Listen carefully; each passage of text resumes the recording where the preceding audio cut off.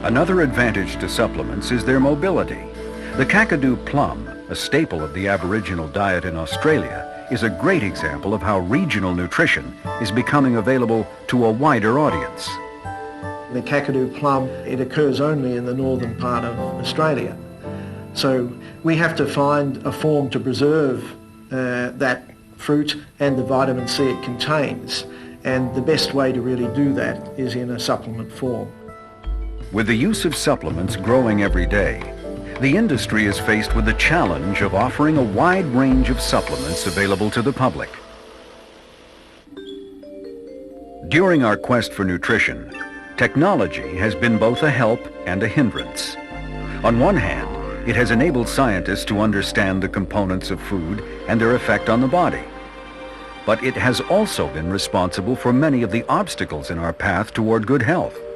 Ironically, today scientists are working to bring us back to nature with modern scientific techniques. Scientists David Bromé and Don Pusateri are traveling to a Kakadu plum test site in the Australian outback.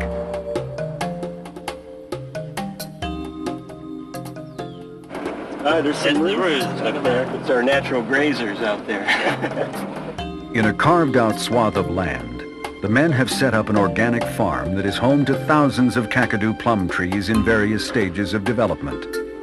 For over 5 years, they have tended the trees in hope that they will produce enough fruit to supply consumers with the benefits of the plum. The goal is for these phytonutrient-packed plums to be turned into nutritional supplements. This is a fascinating point where foods that haven't yet been developed are suddenly being looked at from a Western perspective and seeing what the value is in them. To me, it's the marriage of primitive foods that haven't been adulterated by Western hybridization of products, nor has it been diluted by the use of synthetic or artificial chemicals. So you've got the raw product that's been used for thousands and thousands of years, and here it is, we've got in an orchard. The Kakadu plum was originally known, probably most notably by the indigenous people, as being a fruit with characters which are very beneficial to health. That was later learned to be high vitamin C content. It's got a whole range of other little things in there that they're still exploring to find out what the magic is, why it is that old Aboriginal people take this stuff into the hospitals to give to the people who are sick in hospitals. You know? There's got to be something in there. So this plant is commonly known as billy goat plum. Nowadays people are referring to it as Kakadu plum. In the dry season we'll actually come out, bring the kids out, come out for a day of harvesting and collect pretty much just straight off the ground or shake the tree. The scientists are working with the native population to identify trees in the wild that are healthy and when transferred to the farm will not affect the ecology of the area.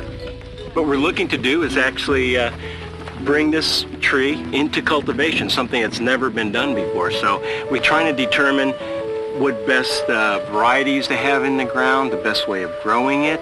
We're able to develop trees that can grow well and be harvested. We'll gather the fruit.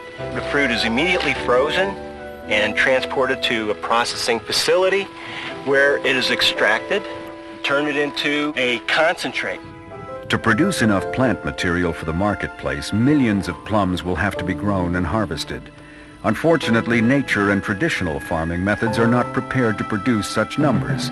But scientists on the other side of the country, in Sydney, have figured out a way to clone the plants in the laboratory. The idea for cloning is to reproduce exactly the same elite material that has been selected in the wild with these plants. A shoot is taken from the plant in the wild and grown on in the nursery.